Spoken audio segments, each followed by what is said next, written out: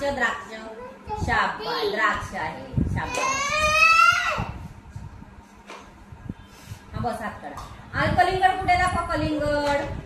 हा आणि ते काय रे हे पिवळं पिवळं हे काय आहे हे आहे काय आहे अननस शाबास।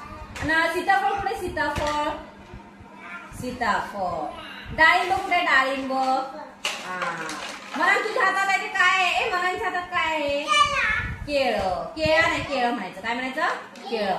मग केळं कसं लागते रे गोड लागते शाबास। आणि हे सफरचंद कुठे सफरचंद सफरचंद दाखवा